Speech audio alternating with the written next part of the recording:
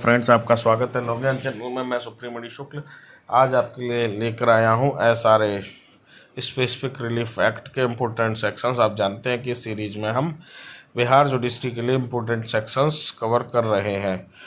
अगर ये जो सेक्शन वाला पार्ट है इसको आपने अच्छे से कर लिया तो कम से कम 20 मार्क्स आपके कंफर्म हो जाने हैं। और SRA आप केवल बिहार के लिए नहीं बल्कि SRA MP में भी आता है प्री में, तो MP के लिए भी आप इससे तैयार कर सकते हैं। ऐसा कुछ ज़रूरी नहीं बिहार के लिए ही, बल्कि मैं सभी एग्ज़ाम से लेके तैयार करता हूँ अपना मटेरियल कि कहीं भी आप एग्ज़ाम दें और अगर वो सब्जेक्ट आ रहा है तो आपके मटेरियल में से क्वेश्चन आने चाहिए। इस वीडियो में हम केवल और केवल, आप जानते हैं कि सीरीज में हम सेक्शन डिस्कस कर रहे हैं, तो 10 मिनट में हम इतने सेक्शन डिस्कस कर लेंगे जो आपको विनिर्दिष्ट अंतोष अधिनियम या स्पेसिफिक रिलीफ एक्ट से इम्पोर्टेंट है। ठीक है, तो आइए केवल सेक्शन डिस्कस करते हैं और किसी और वीडियो में आगे अन्य चीज़ें भी डिस्कस करेंगे। यहाँ पे सेक्शन आप देखने आए हैं, सेक्शन देखिए। विनिर्दिष्ट अंतोष अधिनियम 1963, प्रवर्तन इसका मतलब इन्फोर्समेंट कब हुआ? 1 मार्च 1964। बहुत बार कहता हूँ, हर बार रिपीट कराता हूँ, प्रवर्तन याद रखिए, बहुत बार पूछा जाता है। खासकर MP और बिहार में 2 क्वेश्चन या 1 क्वेश्चन तो 100% श्योर आपका केवल इन्फोर्समेंट से आएगा। तो आप समझिए, द्वारा 13 एक्ट उनके प्रवर्तन तिथि याद कर लें और एक क्वेश्चन आ जाए, इससे सरल क्या हो सकता है। ठीक है, तो विनिर्दिष्ट अंतोष अधिनियम 1 मार्च 1964 को इसका प्रवर्तन हुआ। परिभाषा धारा 2 में दी गई है। विनिर्दिष्ट अंतोष केवल सिविल विधि में धारा 4 में बताया गया है। विनिर्दिष्ट अंतोष केवल सिविल विधि में मिलेगा, धारा 4 में बताया गया। विनिर्दिष्ट स्थावर संपत्ति का प्रतिउदाहरण के बारे में प्रावधान, तो विनिर्दिष्ट स्थावर संपत्ति का प्रतिउदाहरण धारा 5 में बताया गया। प्रतिउदाहरण कितने वर्षों के भीतर किया जा सकता है? 12 वर्ष के भीतर। 12 वर्ष के भीतर अगर 12 वर्ष से उस व्यक्ति को विनिर्दिष्ट अंतोष की ज़रूरत थी और उसने 12 वर्ष के अंदर क्लेम कर दिया तो धारा 5 लागू होगी। इंग्लिश में दिक्कत होने पर आप इंग्लिश का भी रख लीजिए, उसमें सेक्शन के माध्यम से टिक लगाइए। मैं केवल सेक्शन आपको बता रहा हूँ, तो इसमें कोई ऐसा इशू नहीं आने वाला। ठीक है, स्थावर संपत्ति से बेकब्जा किए गए व्यक्ति पर बात डायरेक्ट आपसे पूछते हैं, स्थावर संपत्ति से बेकब्जा किए गए बाद किस धारा में आते हैं? तो धारा 6 में आते हैं। और स्थावर संपत्ति से बेकब्जा किए गए व्यक्ति कितने दिन के अंदर बेकब्जा किया जाना चाहिए? 6 माह के अंदर। जब बेकब्जा किया गया हो तब वो बात लाएगा। 6 माह के अंदर अगर बेकब्जा किया गया हो तो ये धारा लागू होगी। अगर 6 माह से ज़्यादा हो गया हो तो अन्य धाराएं जहाँ पर प्रावधान है वो लागू होगा। अभी आप सेक्शन याद कर रहे हैं, सेक्शन याद कीजिए। स्थावर संपत्ति से बेकब्जा किए गए व्यक्ति पर बात धारा 6 में, और टाइम भी पूछते हैं इसलिए 6 माह मैंने लिख दिया। विनिर्दिष्ट जंगम संपत्ति का प्रतिउदाहरण, जंगम संपत्ति मतलब मूवेबल प्रॉपर्टी, तो विनिर्दिष्ट जंगम संपत्ति का प्रतिउदाहरण धारा 7 में, जिसका कब्जा है लेकिन स्वामी के नाते नहीं है, उसका परदत्त करने का दायित्व। मतलब एक व्यक्ति कब्जा तो रखता है संपत्ति पर लेकिन वह स्वामी नहीं है उसका, या स्वामी के नाते उसका कब्जा नहीं है, तो संपत्ति का परदत्त करने का दायित्व धारा 8 में। संविदा पर आधारित अनुतोष के बादों में प्रतिरक्षा धारा 9 में। दशाएं जिनमें संविदा का निर्दिष्ट पालन प्रवर्तनीय धारा 10 में। संविदा के बाबत निर्दिष्ट पालन धारा 10 में। ऐसे भी पूछ लेते हैं इसलिए मैंने लिख दिया यहाँ पर, संविदाओं के बाबत निर्दिष्ट अनुपालन किस धारा में दिया गया है। या दशाएं जिनमें संविदा का निर्दिष्ट पालन स्पेसिफिक परफॉर्मेंस इन्फोर्सेबल है, धारा 10 में। दशाएं जिनमें संसक्त संविदाओं का निर्दिष्ट पालन प्रवर्तनीय है, न्यासों से संसक्त संविदाओं का निर्दिष्ट पालन, धारा 11। अब आपसे केवल इतने पूछा जाएगा, न्यासों से संसक्त संविदाओं का निर्दिष्ट पालन किस धारा में दिया गया है? धारा 11 में। संविदा के भाग का निर्दिष्ट पालन, धारा 12 में। संविदाएं जो निर्दिष्ट प्रवर्तनीय नहीं है, धारा 14 में। संविदाएं जो निर्दिष्ट प्रवर्तनीय नहीं है, धारा 14 में। न्यायालय की विशेषज्ञों की नियुक्ति, न्यायालय के विशेषज्ञों की नियुक्ति, धारा 14 का में। कौन निर्दिष्ट पालन कर सकेगा? धारा 15 में। कौन स्पेसिफिक परफॉर्मेंस कर सकेगा? धारा 15 में। धारा 14 का बहुत इंपॉर्टेंट है क्योंकि अभी ये अमेंडमेंट के द्वारा जोड़ी गई है। न्यायालय की विशेषज्ञों की नियुक्ति, धारा 14 का में। ठीक है, किसके पक्ष में निर्दिष्ट अनुपालन नहीं कराया जा सकेगा? धारा 16 में। या इसको इस तरीके से भी पूछता है, अनुतोष का वैयक्तिक वर्जन किस धारा में दिया गया है? धारा 16 में। किन व्यक्तियों को वर्जित किया गया है या किसके पक्ष में निर्दिष्ट अनुपालन नहीं कराया जाएगा, वो धारा 16 में प्रावधानित है। सीमित दायित्व भागीदारी के बारे में प्रावधान धारा 17 में है।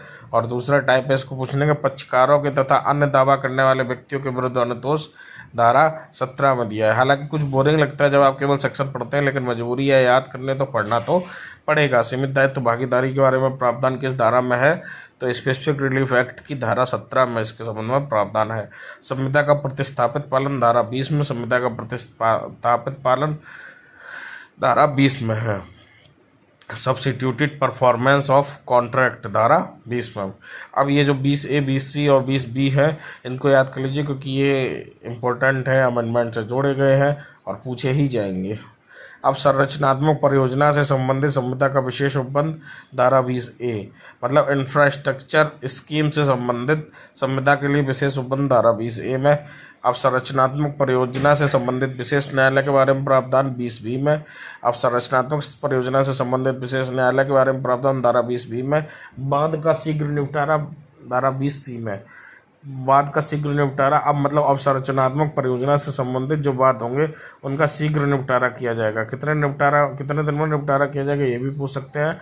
तो 12 माह में निपटारा करने का प्रावधान दिया गया है और अगर न्यायालय चाहे तो इस अवधि को 6 माह और बढ़ा सकता है। तो दोनों ही क्वेश्चन बनते हैं कि किस धारा में दिया गया है, धारा 20C में कितने दिन में निपटारा करना होगा, 12 माह में, और अगर न्यायालय चाहे तो इस अवधि को कितना और बढ़ा सकता है, तो 6 माह और बढ़ा सकता है। कतिपय मामलों में प्रतिकर दिलाना धारा 21 में, कुछ मामलों में प्रतिकर की व्यवस्था धारा 21 में की गई है। आगे बढ़ने से पहले मैं आपको बता दूं कि अगर आप लॉ ज्ञान का पेड ग्रुप ज्वाइन करना चाहते हैं जो बिहार जुडिशरी और बिहार APO के लॉ और GS सब्जेक्ट दोनों के लिए चल रहा है, तो आप स्क्रीन पर दिए गए नंबर 7017254445 7017254445 पर कॉल व्हाट्सएप मैसेज करके इस बारे में जानकारी प्राप्त कर सकते हैं। वहाँ आपको पूरी जानकारी दी जाएगी और आप अपनी तैयारी को और बेहतर तरीके से कर सकते हैं। यहाँ पे मैं आपको सेक्शंस बता रहा हूँ, वहाँ आपको हर एक सब्जेक्ट के हर एक के पॉइंट्स अलग से, सेक्शंस अलग से और MCQ अलग से सब कुछ कराया जाएगा। एक ही जगह पर पूरी तैयारी आपकी हो सकती है। तो आइए आगे देखते हैं। निर्दिष्ट पालन के बाद के खारिज होने के पश्चात भंग के प्रतिकर का बाद धारा 24। निर्दिष्ट पालन के बाद के खारिज होने के पश्चात भंग के प्रतिकर के बाद का वर्जन धारा 24 में है। हक के बिना निर्दिष्ट संपत्ति को अंतरित करने वाले को निर्दिष्ट पालन की अनुमति नहीं है, धारा 17।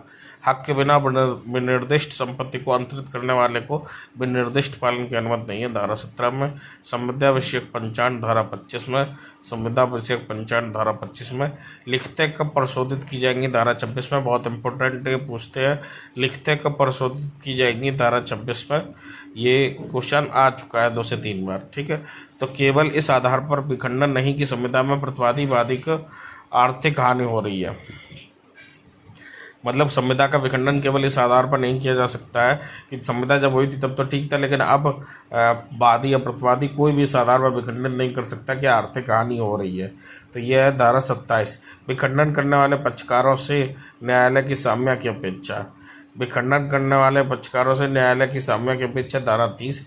शून्य व शून्यकरण लिखित को शून्य घोषित कराना, धारा 31 में है। अगर शून्य या शून्यकरणीय लिखित है तो न्यायालय द्वारा इसको शून्य घोषित कराना, वो है धारा 31 में। शून्य लिखित का फायदा प्रत्यावर्तित करना, धारा 33 में। शून्य लिखित का फायदा प्रत्यावर्तित करना, धारा 33 में। परास्थिति अधिकार की घोषणा, धारा 34 में। घोषणात्मक डिक्री की घोषणा का परिणाम, धारा 35 में। घोषणात्मक डिक्री की घोषणा का परिणाम, धारा 35 में। निवारक अनुतोष, धारा 36 से 42, अध्याय 7 में। शाश्वत व्यादेश, धारा 37 में। शाश्वत व्यादेश कब, धारा 38 में। अज्ञापक व्यादेश, धारा 39 में। अज्ञापक व्यादेश बहुत इंपॉर्टेंट है, 39 में। CPC का आदेश 39 भी अज्ञापक व्यादेश से ही संबंधित है। व्यादेश कब नामंजूर किया जाएगा, धारा 41 में। व्यादेश के स्थान पर अतिरिक्त न्यायालय की नुकसानी, धारा 40 में। और न्यायालय द्वारा नकारात्मक कसर के पालन का व्यादेश जारी करना, धारा 42 में। कुल धाराएं कितनी है इस एक्ट में, कुल धाराएं हैं 42 और कुल अध्याय कितने हैं, 8। तो स्पेसिफिक रिलीफ एक्ट हमने पूरा यहाँ पर देख लिया है सेक्शन वाइज। बाकी टॉपिक वाइज और पॉइंट वाइज आपको हम अलग से कराएंगे किसी अदर वीडियो में। इस वीडियो में हम केवल सेक्शंस देख रहे हैं, आपको कैसे लग रहा है कमेंट बॉक्स में बताइए। चैनल पर नए हैं तो चैनल को सब्सक्राइब कीजिए और बेल आइकन दबाइए ताकि लेटेस्ट अपडेट के नोटिफिकेशन आपको मिलते रहे। धन्यवाद।